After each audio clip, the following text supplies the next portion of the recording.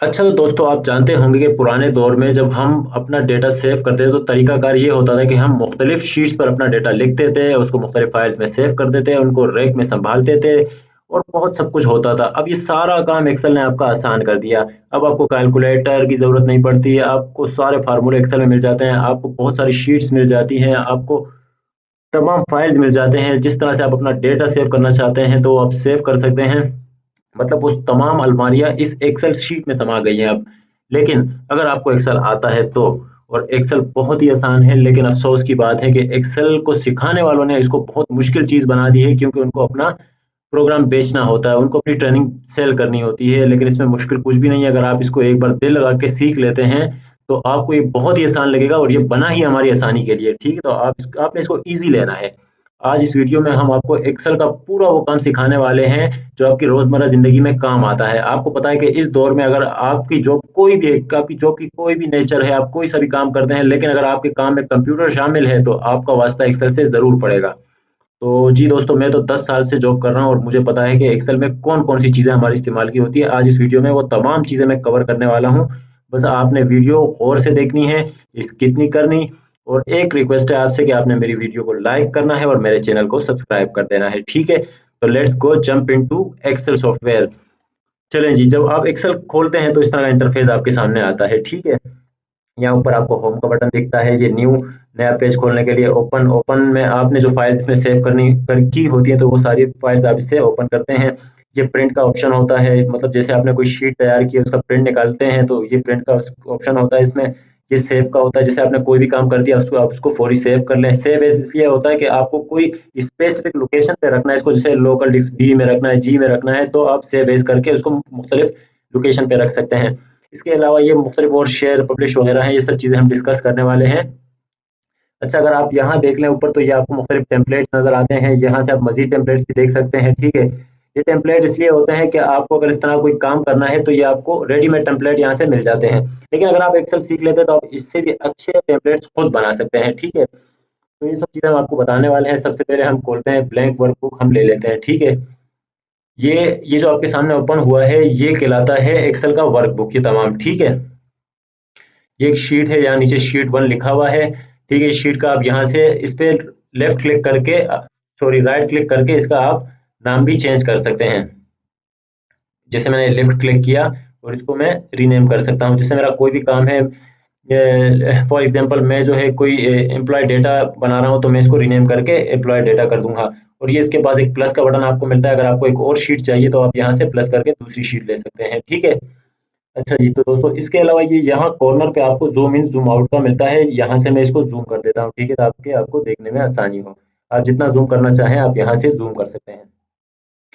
अच्छा जी, इसके अलावा ये ऊपर जो ये जितने आपको नज़र आ रहे हैं, ये file, home, insert, page layout, formula, data वगैरह जो भी लिखा हुआ है, ये सब टैब्स कहलाते हैं, ठीक है? अब हम होम टैब पे हैं, ये होम टैब है। और ये जो नीचे ये पूरा एक हिस्सा है, ये आपको ये रिबन कहलाता है, ठीक है? रिबन में ये मुख्तलिफ ग्रुप हैं, ये क्लिपबोर्ड का ग्रुप है, ये फंड का ग्रुप है, ये अलाइनमेंट का ग्रुप है, ये नंबर का ग्रुप है। ये ग्रुप इस तरह से, जैसे आपको कोई कहेगा, आपको कोई समझाएगा तो आपको कहेगा कि मर्ज एंड सेंटर जो है वो रिबन में आपको अलाइनमेंट ग्रुप में मिलेगा। तो आपको पता होना चाहिए कि रिबन ये पूरा रिबन है और ये अलाइनमेंट ग्रुप ये रहा आपका, ठीक है? इसके अलावा ये लेफ्ट कॉर्नर पे जो आपको ये दिख रहा है ये नेम बॉक्स कहलाता है, ठीक है?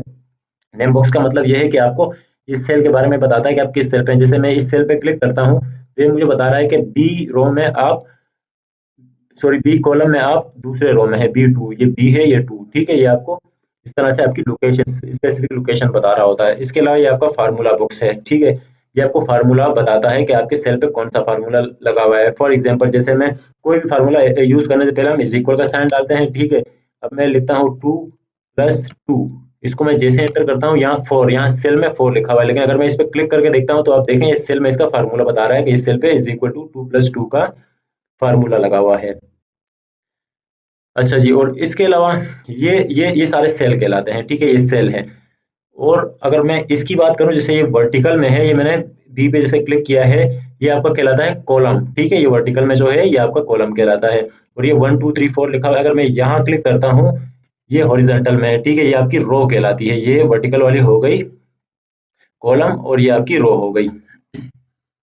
अच्छा जी, तो इसके अलावा जैसे हम लेट सपोज हम एक डेटा बनाते हैं, ठीक है? मैं यहाँ लिखता हूँ सीरियल नंबर,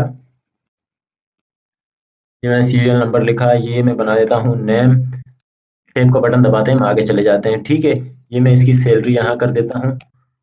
फिर दोबारा मैंने टैब का बटन दबाया तो ये आगे की शीट पे चला गया, ठीक है। ये इसके अलावा मैं लिख देता हूँ ओवर टाइम। फिर दोबारा टैब का और टोटल पेमेंट का मैं बना देता हूँ। ये हो गई इसकी टोटल पेमेंट। अच्छा, एक और चीज़ आपने नोट की होगी, ये टोटल पेमेंट का जो मैंने यहाँ किया तो ये दूसरे सेल पे चला गया। इस सेल को एडजस्ट करने के लिए दो तरीके हैं। एक तो हम यूँ यहाँ से पकड़ के इसको एडजस्ट कर रहे होते हैं। सेकंड तरीका ये कि आप यहाँ ये से कर्सर रख के डबल क्लिक करेंगे तो ये ऑटोमेटिक एडजस्ट हो जाएगा, ठीक है। ये एडजस्ट हो चुका है। अब सीरियल नंबर आप जब डालेंगे तो ये मैंने 1 लिखा, फिर आपने यहाँ लिखा है 2। जब ये 2 आपने लिख दिया, फिर आपने इन दोनों को सेलेक्ट करना है और यहाँ पे ये देखें जैसे मैं कर्सर ला रहा हूँ और ये प्लस का निशान जहाँ बने ना, यहाँ पे आपने इसको स्क्रॉल डाउन करना है। ये खुद ही 1 2 3 4 5 6 7 इस तरह से लिख लेगा। फिर हम आते हैं नेम के कॉलम में। नेम हम लिख देते हैं ओली। एंटर प्रेस किया तो ये इसके नीचे आ गया, ठीक है। दूसरा मैंने लिख दिया इरफान और तीसरा मैं लिख देता हूँ धर्मेंद्र। फिर एंटर प्रेस किया, फिर मैंने लिखा नरेश। फिर एंटर प्रेस किया, फिर मैं लिख देता हूँ इकबाल, ठीक है। अब आप देखें ये धर्मेंद्र जहाँ मैंने लिखा हुआ यहाँ फिर कॉलम छोटा पड़ रहा है, तो मैं इसको डबल एंटर करके इसको एडजस्ट कर लेता हूँ। फिर इनकी मैं सैलरी लिख देता हूँ, जैसे मैं लिखता हूँ 40,000। एंटर प्रेस किया, इसका मैं लिख देता हूँ 30,000। फिर एंटर प्रेस किया, इसका मैं लिख देता हूँ 50,000। फिर एंटर प्रेस किया, फिर मैं 60,000 कर देता हूँ। फिर एंटर प्रेस किया, इसका मैं लिख देता हूँ 70,000।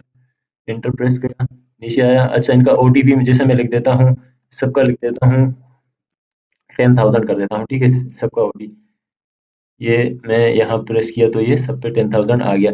अच्छा, अब मुझे टोटल पेमेंट बनानी है, तो टोटल पेमेंट के लिए अब मैंने कैलकुलेटर नहीं उठाना, बस मैंने यहाँ एक फार्मूला लगाना है। फार्मूला की मैंने आपको बताया था कि सबसे पहले आपने इज इक्वल टू लिखना है, ठीक है। अब आपने लिखना है SUM।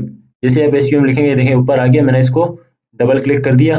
अब ये मुझे बता रहा है कि कौन सा एरिया आपने सेलेक्ट करना है, ठीक है। ये मैंने दोनों को सम करना है, ये मैंने एंटर कर दिया, ये बन गया 50,000, ठीक है। बाकी जगह मुझे फार्मूला लगाने की जरूरत नहीं है, बस मैंने सिंपल इसको यहाँ से ड्रैग डाउन कर देना है, तो ये तमाम सैलरीज मेरे पास आ गई हैं। अच्छा जी, इसमें इसके अलावा मैं आपको एक और चीज़ बता दूं, जैसे आप चाहते हैं कि मुझे जितने ये सेल्स में नंबर लिखे हुए हैं ये मुझे सेंटर अलाइन करना है, ठीक है। तो आपने ये सेलेक्ट किया और यहाँ पे आप देखें अलाइनमेंट के ग्रुप में आप आए, ये आपको बता रहा है ये सेंटर का है। अगर आपको लेफ्ट अलाइन करना है तो आपने ये प्रेस करना है, अगर आपको राइट अलाइन करना है तो आपने ये प्रेस करना है। मेरे को सेंटर अलाइन करना है, तो मैंने जैसे ही सेंटर अलाइन करूंगा ये सेंटर अलाइन हो गया। इस तरह से इन सबको भी मैं सेंटर अलाइन कर देता हूँ। ये तमाम देखें सेंटर अलाइन हो गए।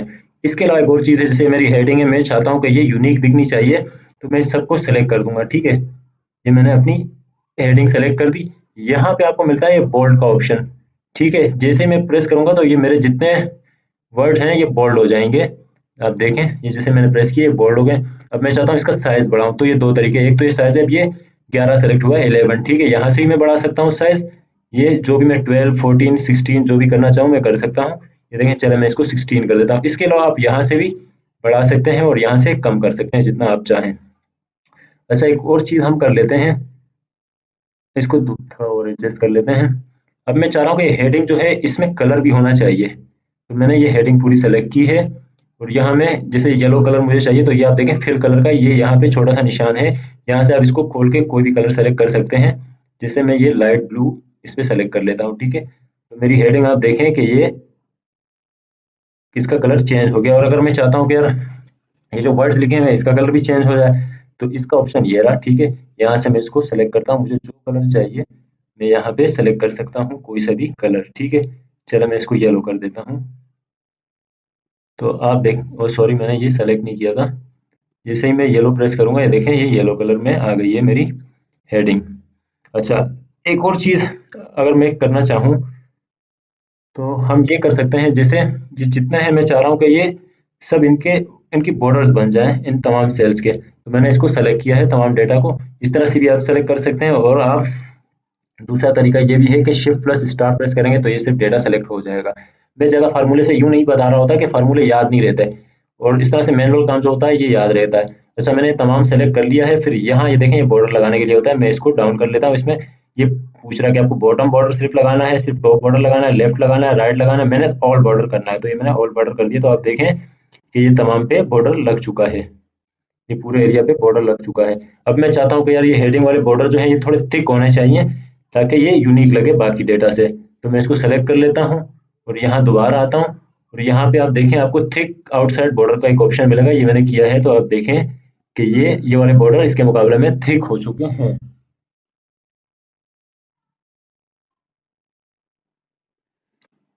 और इसके अलावा एक्सेल में जो और एक अच्छी चीज़ है वो मैं आपको बताने जा रहा हूँ, वो है सॉर्ट एंड फिल्टर का। ठीक है, सॉर्ट एंड फिल्टर का हो गया एक ऑप्शन यहाँ होता है, वो किस काम आता है वो मैं आपको बताता हूँ। ठीक है, सॉर्ट एंड फिल्टर के लिए सबसे पहले आपने तमाम डेटा को सेलेक्ट करना है। ठीक है, तमाम डेटा को सेलेक्ट किया, इसके अलावा फिर मैं आ गया डेटा पे। डेटा पे जब हम आते हैं तो यहाँ फिल्टर का एक ऑप्शन हमारे पास आता है।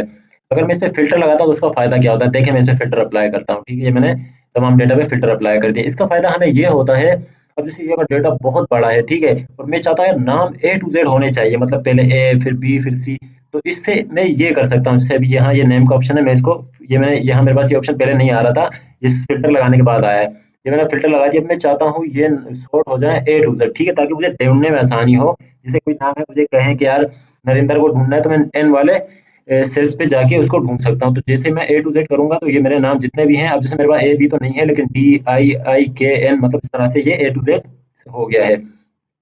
ये मेरा सैलरी वाला ऑप्शन है। अब मैं चाहता हूँ कि यार इसको इस तरह से सॉर्ट करूँ कि सबसे ज़्यादा जो सैलरी है वो ऊपर आ जाए, उसके नीचे उससे कम इस तरह से हो जाए। तो मैं यहाँ पे क्लिक करता हूँ, तो ये देखें कि ये मुझे वो दे रहा है सॉर्ट स्मॉल टू लार्जेस्ट और या लार्जेस्ट टू स्मॉल, तो मैं लार्जेस्ट टू स्मॉल कर देता हूँ। ठीक है, तो ये देखें लार्जेस्ट टू स्मॉल हो गया, सबसे ज़्यादा सैलरी जो है वो ऊपर आ गई, बाकी नीचे नीचे इस तरह से ये तमाम सैलरी मेरे पास आ गई है। इसके अलावा एक और भी चीज़ है, वो भी मैं आपको बता रहा हूँ। जैसे मैं तमाम डेटा सेलेक्ट कर लेता हूँ, ये मैंने डेटा सेलेक्ट कर लिया है, मैं दोबारा अपने होम के टैब पे आ जाता हूँ। ये मैं डेटा के टैब पे था। ठीक है, ये कहलाती है कंडीशनल फॉर्मेटिंग। जैसे मैं इस पे कंडीशनल फॉर्मेटिंग के तो बहुत सारे वो हैं टैब्स हैं, लेकिन मैं इसको एक कलर स्केल का अप्लाई जैसे करता हूँ। मिसाल मेरी, मैं इस पे कर देता हूँ, ये जो मेरा है सैलरी का, सैलरी पे अगर मैं कंडीशनल फॉर्मेटिंग अप्लाई करता हूँ, जैसे कलर स्केल मैं इसका बनाता हूँ, मैं चाहता हूँ कि सबसे हाईएस्ट सैलरी जो है वो रेड में आ जाए, फिर इस तरह से मतलब मुझे देखने में आसानी हो।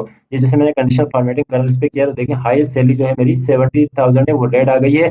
बाकी ऑरेंज जो है उससे कम, येलो उससे कम, लाइट ग्रीन उससे कम, ग्रीन उससे कम, इस तरह से इस पे कलर भी अप्लाई हो गया है।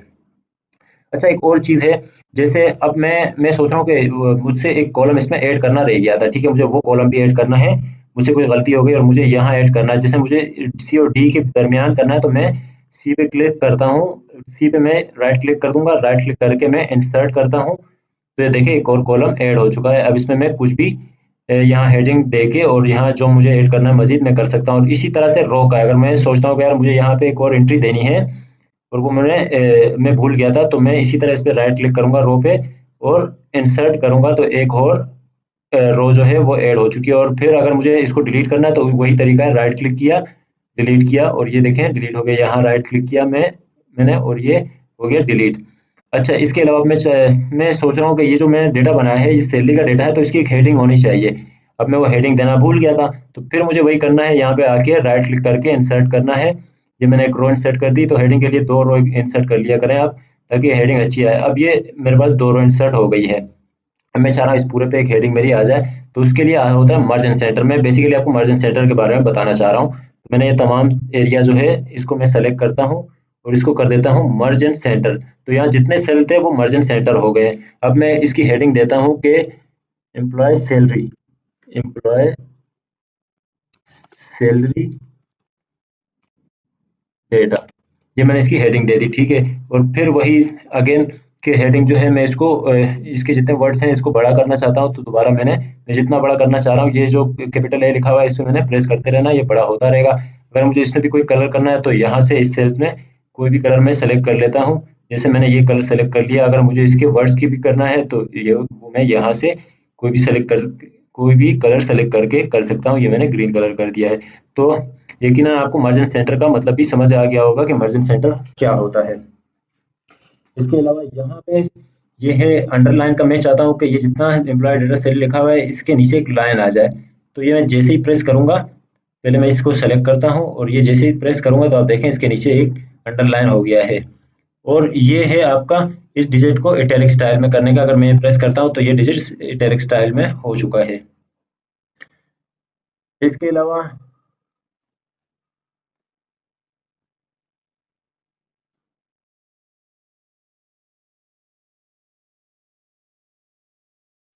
एक्सेल में ग्राफ बनाने का तरीका बहुत ही आसान है। मेरे पास एक शीट है, इसमें मंथली सेल्स और प्रॉफिट लिखा हुआ है। ठीक है, जनवरी में सेल है 10% और प्रॉफिट है 1%, इसे फरवरी में है 20% और 2% प्रॉफिट है। ठीक है, मैं इसका एक ग्राफ बनाना चाहता हूं ताकि मुझे ग्राफ की मदद से रेशो शो हो, अप एंड डाउन मुझे नजर आए। ठीक है, ये मैंने सारा सेलेक्ट किया है। सेलेक्ट करने के बाद यहाँ एक आइकन आएगा, आइकन में एक क्विक एनालिसिस का है।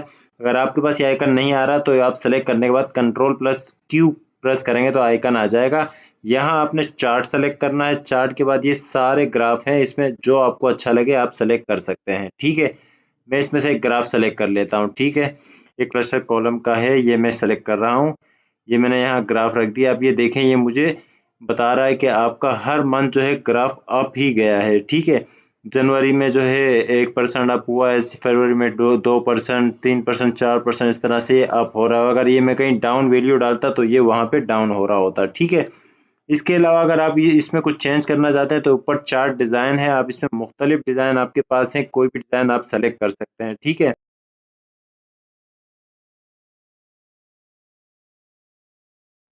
MS एक्सेल में जब हम अपने शीट को स्क्रॉल डाउन करते हैं तो उसके साथ हमारी हेडिंग भी स्क्रॉल डाउन होती रहती है। तो आज मैं आपको बहुत ही आसान तरीका बताने वाला हूँ हेडिंग को फ्रीज करने का। ठीक है, आपने करना क्या है, जहां तक आपको हेडिंग फ्रीज करनी है उसके नीचे वाली रो पे आपने क्लिक करना है। ठीक है, ये मैंने नीचे वाली रो पर क्लिक कर दिया। अब आपने आना है ऊपर, ऊपर आके आपने व्यू पर क्लिक करना है। ठीक है, व्यू पर क्लिक करने के बाद आना है फ्रीज पेन्स पे। फ्रीज पेन्स को आपने क्लिक कर देना है। फ्रीज पेन्स पे मैंने क्लिक कर दिया। अब जो है मेरी हेडिंग फ्रीज हो चुकी है। अब जब मैं स्क्रॉल डाउन करूंगा तो मेरी हेडिंग स्क्रॉल डाउन नहीं होगी। एक्सेल की इस तरह की टिप्स एंड ट्रिक्स के लिए मेरा चैनल लाइक एंड सब्सक्राइब जरूर कीजिएगा ताकि आपको इस तरह की शॉर्ट्स वीडियोस मिलती रहे।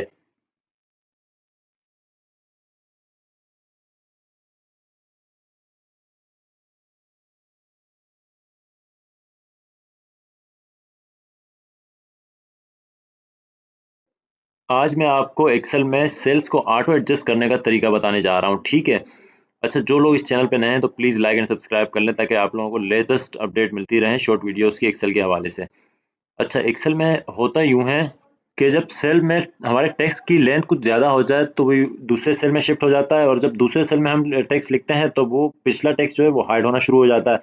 और फिर हम कर रहे क्या होते हैं कि हम इसको मैनुअली एडजस्ट करना शुरू कर देते हैं, और ये मैनुअल एडजस्ट करना एक टाइम टेकन एक्टिविटी हो जाती है। एक हमारा काम ज़्यादा होता है और ये हमारे काम को मज़ीद बढ़ा देता है। तो ये मैनुअल एडजस्टमेंट वाले चक्कर से बचने के लिए मैं आपको बहुत ही आसान तरीका बताने वाला हूँ। आपने शीट पर जाकर सिंपल राइट क्लिक करना है। राइट क्लिक करने के बाद आपने आना है वीव कोड पर। ठीक है, वीव कोड पर आने के बाद ये जनरल आपको लिखा हुआ नजर आ रहा है, इस जनरल पे आपने क्लिक करना है और जनरल को हटाकर वर्कशीट सेलेक्ट कर देनी है। ठीक है, वर्कशीट में आपने एक फार्मूला लिखना है, बहुत ही सिंपल है, आप याद कर लें। आपने सिंपल टाइप करना है cells dot entire column dot auto fit. ठीक है, जब ये आप एक बार लिख लेंगे तो आपने प्रेस करना है एंटर। जैसे ही आप इंटर प्रेस करेंगे तो बस फार्मूला अप्लाई हो चुका है। ठीक है, अब आपने सिंपल करना यह है कि इसको क्लोज कर देना है। ठीक है, ये दोनों पेज आपने क्लोज कर देने हैं और आप अपनी एक्सेल की शीट पर आ जाएं। अब एक्सेल की शीट पर आने के बाद अब हम ट्राई करते हैं कि हमारे सेल्स जब जैसे ही हम टेक्स्ट लिखेंगे तो वो उस हिसाब से ऑटो फिट होना शुरू हो जाएंगे, हमें मैनुअली एडजस्ट करने की ज़रूरत नहीं पड़ेगी।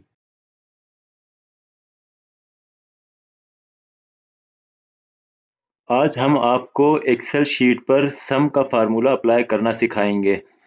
अच्छा, तो ये मेरे पास एक शीट है जिसमें मेरे पास सोलर की आउटपुट है पूरे हफ्ते की, मुख्तलिफ सोलर्स की। ठीक है, अभी सोलर नंबर 1 है मेरे पास।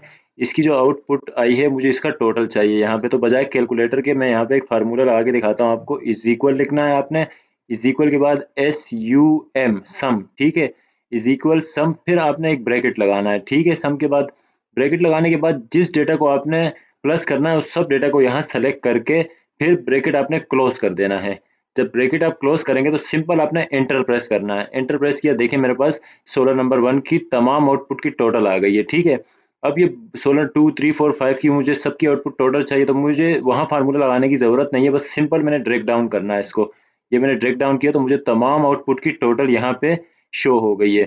देखो, ये बहुत आसान तरीका है एक्सेल में टोटल का, सम का फार्मूला लगाने का। और अब इसके अलावा एक और चीज़ मैं आपको यहाँ बताता चलूँ। अब जैसे अब मज़ीद आपके पास सेल्स हैं, अब इस फ़ॉर्मूले को अगर मज़ीद ब्रेक डाउन करेंगे, अब आपके पास आगे सेल्स में कुछ नहीं लिखा हुआ, लेकिन यहाँ फ़ॉर्मूला अप्लाई हो चुका है, ठीक है?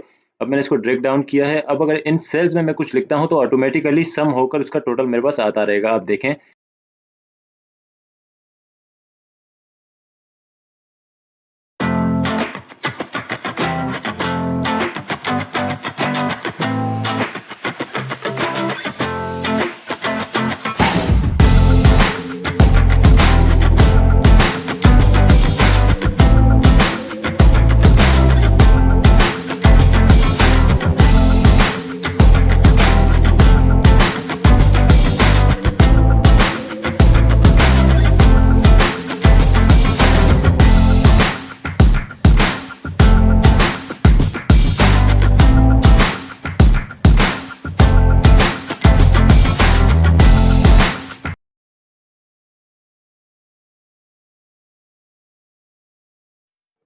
अच्छा जी, तो एक्सेल के हवाले से एक मिसअंडरस्टैंडिंग है कि ऑल डेटा सेलेक्ट करने के लिए कंट्रोल ए प्रेस करना है, लेकिन ये बिल्कुल गलत है। मैं कंट्रोल ए प्रेस कर रहा हूँ, तो आप देखिएगा ये पूरी शीट सेलेक्ट हो गई है, ना कि पूरा डेटा सेलेक्ट हुआ है, ठीक है?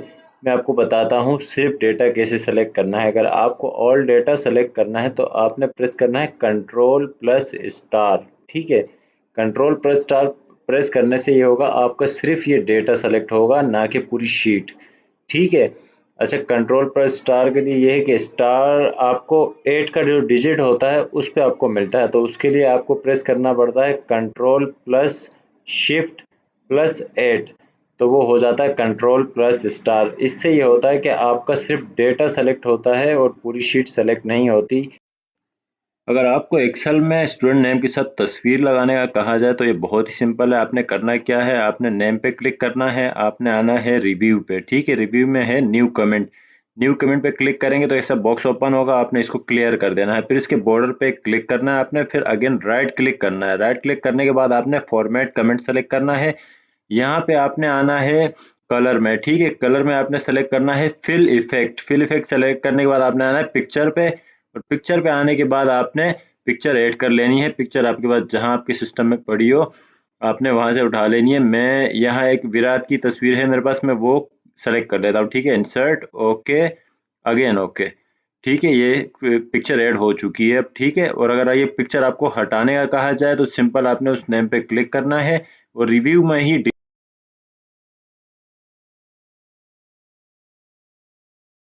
अच्छा जी, तो आज हम एक्सेल के एक सिग्निफिकेंट टॉपिक के साथ हाजिर हुए हैं, जो कहलाता है डेटा वैलिडेशन, ठीक है? इस वीडियो में मैं आपको बता दूंगा कि डेटा वैलिडेशन होता क्या है, उसके एडवांटेजेस क्या है, इसको यूज कैसे करते हैं, ठीक है? ये सब चीजें मैं आपको बताने वाला हूं। लेकिन अगर आपने मेरा चैनल सब्सक्राइब नहीं किया, तो प्लीज मेरा चैनल लाइक एंड सब्सक्राइब करें, इससे हमारा हौसला बढ़ता है, और आप कमेंट करके भी हमारा हौसला बढ़ा सकते हैं, ठीक है? तो बजाय टाइम जाया करने के हम वीडियो की तरफ चलते हैं। हम आपको बताते हैं डेटा वैलिडेशन क्या होता है। अब जैसे आपको कहा जाए कि स्टाफ डेटा लिस्ट हमें रेडी करके दो, जिसमें नेम, जेंडर, डिपार्टमेंट वगैरह वगैरह कुछ भी हो सकता है, ये सब चीज़ें हमें करके देनी है। तो आप करेंगे क्या, आप यहाँ सिंपल नेम टाइप करेंगे, फिर आप दूसरे सेल पे आएंगे, आप यहाँ मेल टाइप करेंगे, और जो भी डिपार्टमेंट उसका होगा तो आप वो डिपार्टमेंट टाइप करेंगे, ठीक है? आप इस तरह करेंगे। लेकिन ये एक टाइम टेकन एक्टिविटी है। डेटा वैलिडेशन बेसिकली इस काम को बहुत आसान बनाता है।